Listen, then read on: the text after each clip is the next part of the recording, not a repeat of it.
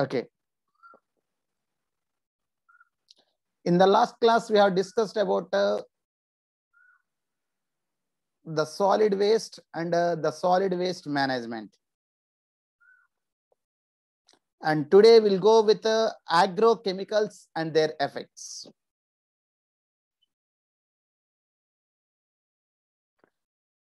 Okay, there is. And next, in the wake of Green Revolution, that is during the periods in India, during the period of 1960s. Okay, 1960s to 1970s. During that period, the production of food was increased by 3 times. And this period of agricultural increase, we are calling it as green revolution. So how we achieved this improvement in the food production means by improving the agricultural practices. Okay, by improving the agricultural practices, that is improvement in irrigation, improvement in usage of artificial fertilizers, and production of new hybrids. So these are some of the reasons for the increase in the food production. So here one thing, okay, irrigation, no problem. And next, production of new hybrid varieties, no problem. It is not causing any damage. But when it comes to the usage of artificial fertilizers, the inorganic fertilizers, causing a lot of damage to the environment. That is what we can see here. Okay, in the wake of Green Revolution, use of inorganic fertilizers and pesticides, that is chemical fertilizers and pesticides. That means we are using different types of chemicals to kill different disease-causing organisms like fungi or some insects which are causing damage to the crops. Okay, so we are using different chemical substances as increased a manifold for enhancing crop production. That means almost the food production was increased by 4 times, okay, depending upon the product. It might be increased by 6 times. So there is an enhance in the food production, but this cost of, okay, that means at the, okay, this increase in the food production is done at the cost of the environment. Because we are using chemical fertilizers and pesticides for improving the food production or crop production. So that is, so pesticides, herbicides, fungicides, etc. are being increasingly used. So because of the usage of all these chemical substances, the production is increased. These incidentally are also toxic to non-target organisms that are important components of the soil ecosystem. So we are using fungicide. Okay, this chemical fungicide is not only affecting the growth of harmful fungi, but there are some useful fungi.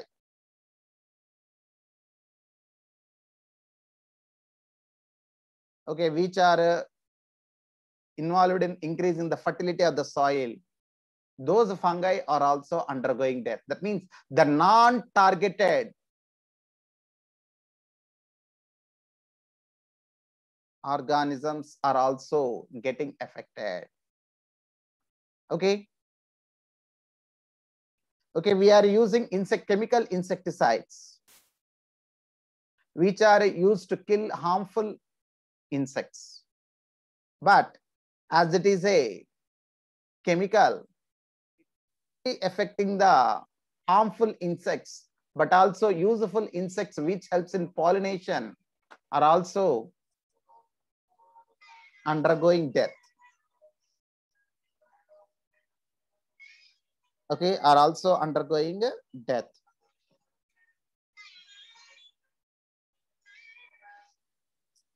Okay, so the non-targeted organisms are also getting affected, which are very, very important components of that ecosystem. And next, do you think these can be biomagnified in the terrestrial ecosystems? And next, these chemical substances are involved in biomagnification. Okay, these chemicals are getting accumulated in the organisms from one trophic level to another trophic level through food chains, because these are chemical substances which are not metabolically useful but getting accumulated in the organisms. sorry. And next, we know that the addition of increasing amounts of chemical fertilizers can do to aquatic ecosystems, that is eutrophication. Through eutrophication, that means we are using chemical fertilizers now, like okay, nitrates, phosphates, and these nitrates and phosphates, what the farmer, okay, farmer actually don't know how much nitrate and phosphate we have to add to the soil depending upon the requirement of the plant. What you will do more than the required, that means indiscriminate usage of this chemical fertilizer. Okay, how much fertilizer you add, all the fertilizer will not be absorbed by the plant. Only the amount that is required by the plant will be absorbed. The remaining other will remain in the soil. And this chemical fertilizers which are left in the soil, when the rain falls, they get dissolved in the rainwater, and this rain water will be drained to the nearby water bodies. As a result, these nitrates and phosphates are added to the water bodies, causing eutrophication, or we can say accelerated eutrophication. So the current problems in agriculture are therefore extremely grave. But we can't reduce the usage. We can't reduce the production. Why? Because the population is increasing. The human population is increasing at a higher rate. Okay, so to meet that demands, we are more and more using all these methods. And therefore, the agriculture itself is acting as a grave. That means the burial ground, because we are introducing certain toxic chemical substances into the food materials.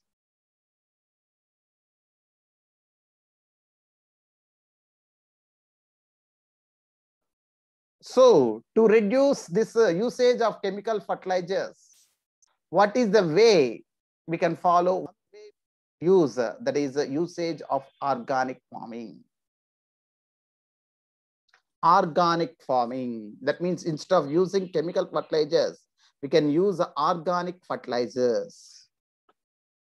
Okay, that means the fertilizers which are made out of animal and human excreta, so that we can reduce the usage of chemical fertilizers, thereby decreasing the effect of chemical fertilizers on the environment. So a case study of organic farming. a case study of organic farming. So integrated organic farming is a cyclical zero waste procedure. Integrated organic farming is a cyclical zero waste procedure where waste products from one process are cycled in as nutrients for other processes.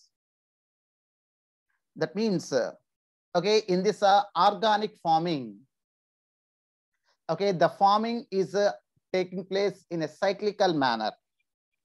In a cyclic manner, okay, that means in a cyclic manner in which there is a zero waste. A zero waste is produced because one will be used in another, okay, for other purpose. Finally, we'll get a zero waste. So where waste products from one process are cycled in as nutrients for other process.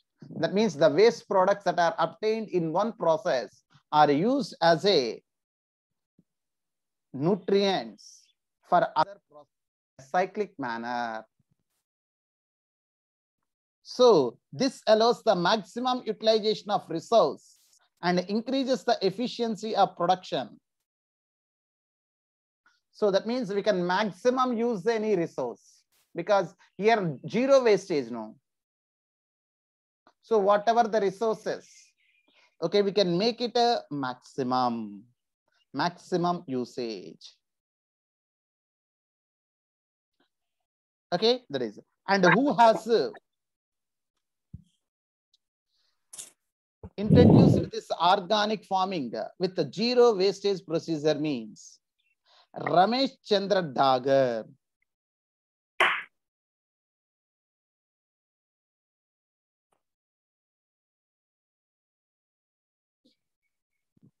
Ramesh Chandra Dagar, a farmer in Sonipat, Haryana. Okay, a farmer by the name Ramesh Chandra Dagar. Okay, he was working as a farmer in Sonipat in Haryana district. Haryana state. Is doing just this. That means he initiated this organic farming. Okay, he includes beekeeping, dairy management, water harvesting, composting, and agriculture in a chain of processes which support each other and allow an extremely economical and sustainable venture. That means, okay, he is having a dairy management. That means a dairy farm. So whatever the excreta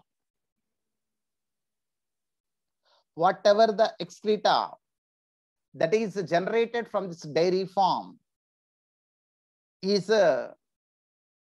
used to obtain compost by placing in the compost pits. Okay, he create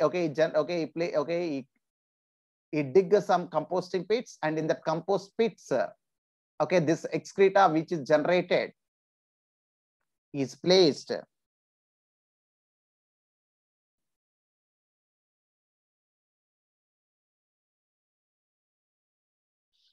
And obtained the organic fertilizer, and that is used in agriculture as a natural fertilizer or organic fertilizer, we can say. And next, the wastewater that is obtained from the dairy management was allowed to flow into the nearby agricultural land, which will irrigate the agricultural land. And next, the fodder that is obtained from the agricultural land used as a food for the cattle in dairy farm.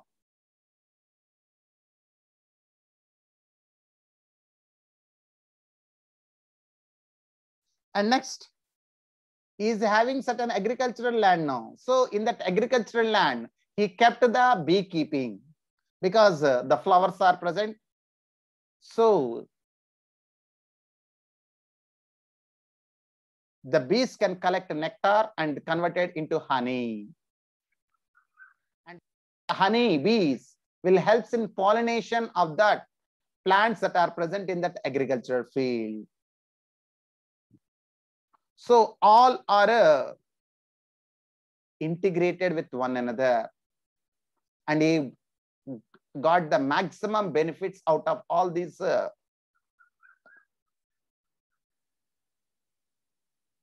ventures. And next, there is no need to use chemical fertilizers for crops. You can see here, there is no need to use chemical fertilizer for crops because as cattle excreta are used as manure. And next, the crop waste is used to create compost, which can be used as a natural fertilizer and can be used to generate natural gas for satisfying the energy needs of the farm. Okay, biogas, they can produce biogas.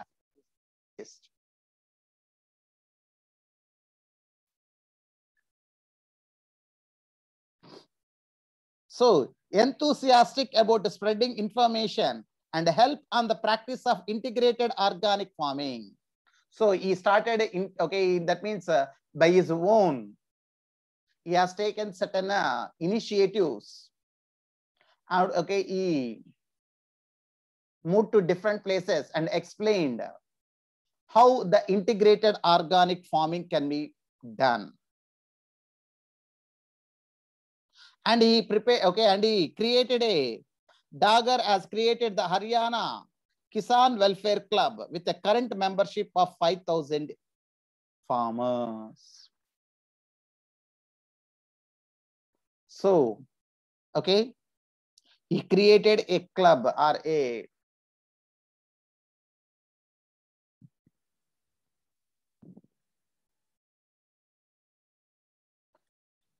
with the 5,000 farmers as the members.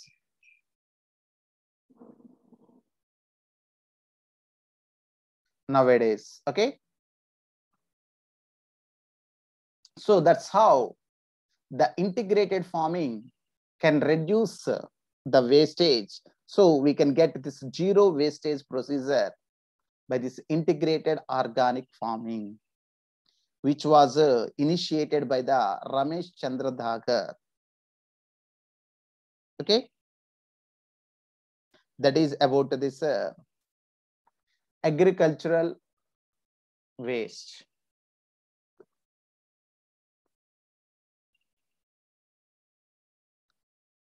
Anybody is having any doubt? No, sir. No, sir. Yes, ma'am. And next, coming to the radioactive waste.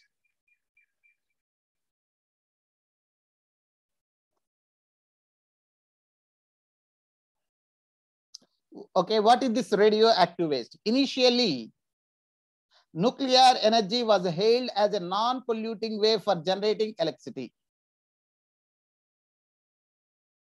Okay, when you observe this nuclear power generation units, okay, when they initially started this nuclear power generation units, that means generation of power by using nuclear energy, by using uranium, thorium, strontium, okay, which are all these radioactive elements. Okay, they initially they thought that the nuclear power, okay, power generation will not produce any polluting substances. But later on, it was realized that the use of nuclear energy has two very serious inherent problems. But later on, okay, while they are using this nuclear energy for generation of power, when they started these units, then they came to know that there are two main problems related to this nuclear power plants. Okay, nuclear power plants. Okay, that is the first is accidental leakage.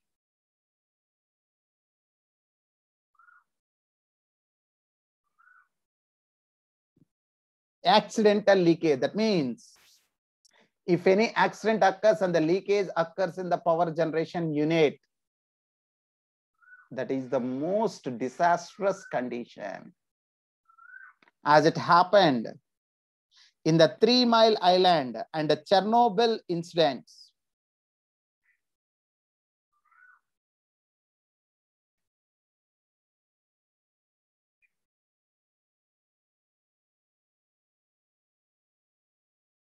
Okay, which devastated, okay, the total area in that region of this power plant.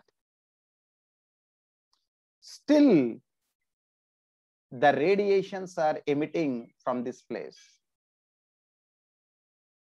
It happened very long, but still the radiations are affecting the people living around those places. Okay, and the second is, the first one is accidental leakage, and the second one is safe disposal of radioactive waste. That is after power generation, after using the this radioactive elements, the waste is generated.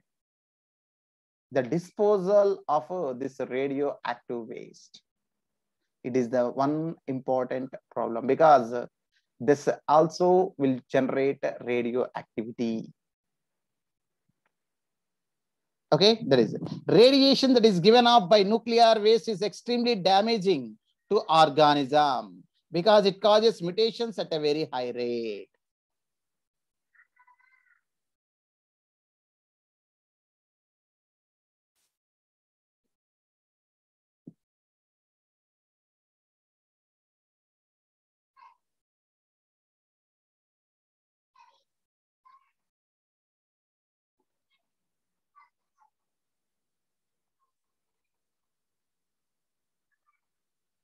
Okay, that is the radiations that is given off by nuclear waste is extremely damaging to organisms because it causes mutations at a very high rate.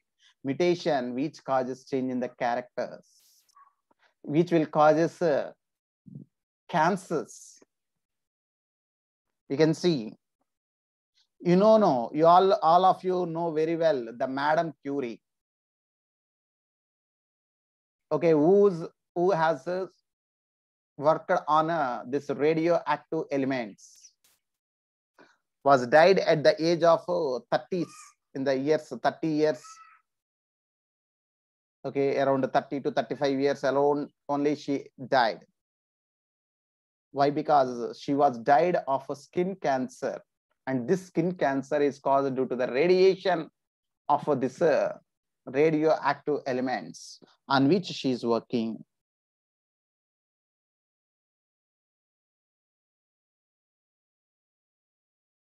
So that is because these are all okay. These radiations caused mutation and resulted in skin cancer, and she was died at the age of 30s only. So, okay, these are very, very dangerous. And at high doses, nuclear radiation is lethal, but at lower doses, it creates various disorders. Okay, even in Japan, where this nuclear bomb was attempted, that is Nagasaki, still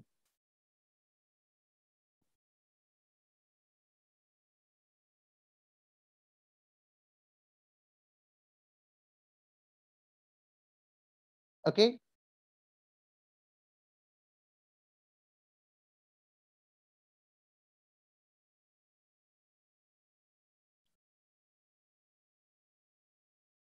still the nuclear radiations which are emitting till now, still it is affecting a lot of children.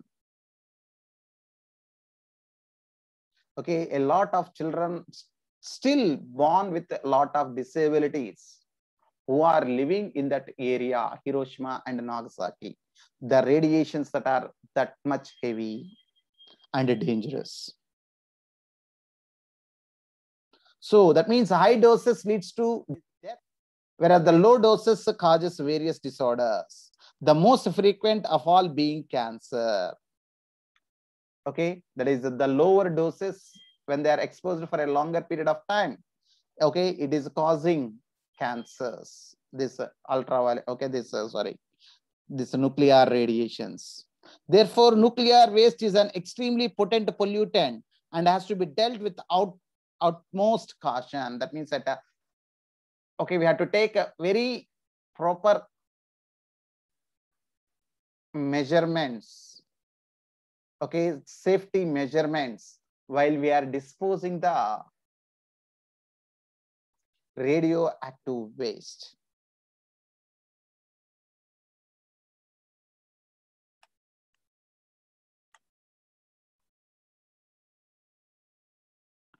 And next, it has been recommended that storage of waste after sufficient pre-treatment should be done in suitably shielded containers buried within the rocks.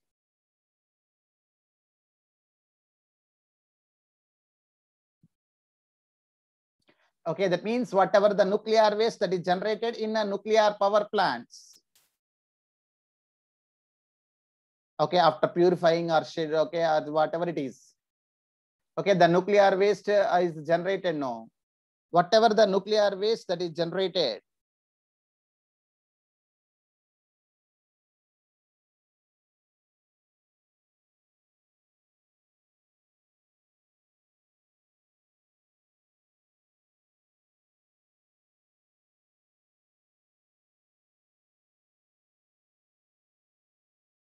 Okay. However, this method of disposal, okay, that is so that means whatever the nuclear waste that is generated, okay, that should be suitably shielded. Okay, that means that should be placed in a suitably shielded container, and we have to bury, okay, bury within the rocks about 500 meters deep below the earth's surface.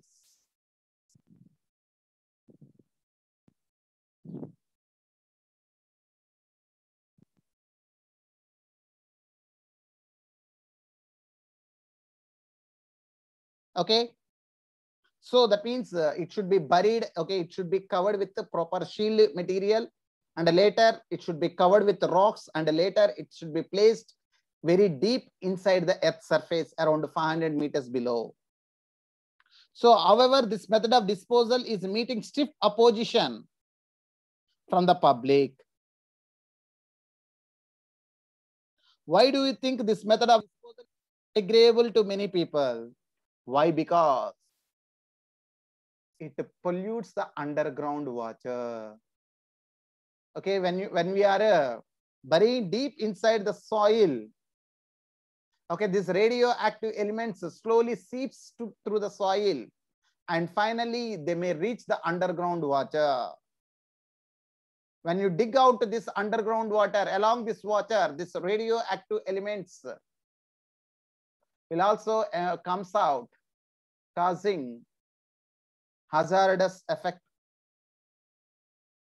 on the environment. That's why the disposal, okay, the disposal of